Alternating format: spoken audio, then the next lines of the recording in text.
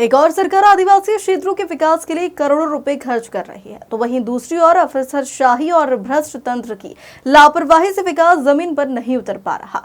जहां अब झाबुआ जिले की जनपद पंचायत रामा में करोड़ों के आर्थिक घोटाले का खुलासा हुआ, लेकिन सबसे चौंकाने वाली बात यह है कि ऑडिट रिपोर्ट 2 साल पहले आने के बाद भी कार्रवाई अब तक ठंडे बस्ते में थी। आदिवासी बहुल झाबुआ जिले की रामा जनपद में करोड़ों रुपए की आर्थिक अनियमितता सामने आई है। वित्तीय वर्ष 2023-24 की ऑडिट रिपोर्ट में कई गंभीर गड़बड़ियों का जिक्र है। सबसे बड़ा खुलासा कंप्यूटर ऑपरेटर द्वारा अपनी पत्नी के खाते में एक ही दिन में 52 लाख रुपए ट्रांसफर कर निकालने का है।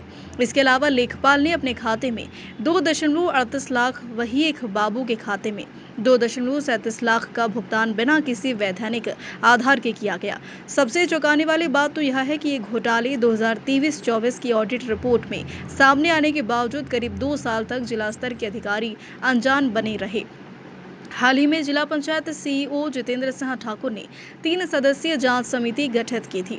जांच की गति बेहद धीमी रही, लेकिन रिपोर्ट कलेक्टर को सौंपी जा चुकी है, जिसके बाद कलेक्टर नेहा मीना ने जनपद पंचायत रामा के लेखापाल और कंप्यूटर ऑपरेटर पवन मिश्रा को तत्काल प्रभाव से निलंबित कर दिया।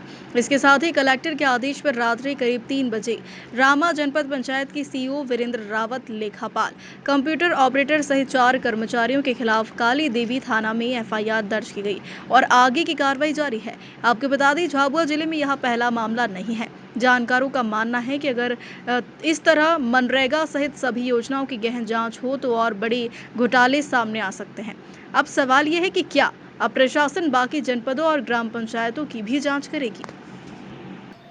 जो वर्ष 2023-24 की जो ऑडिट रिपोर्ट आई थी, उसमें जो ऑडिटर ने जो आपत्तियां दर्ज करवाई थी और जो अवगत कराया था, उसके आधार पर एक टीम गठित की गई थी।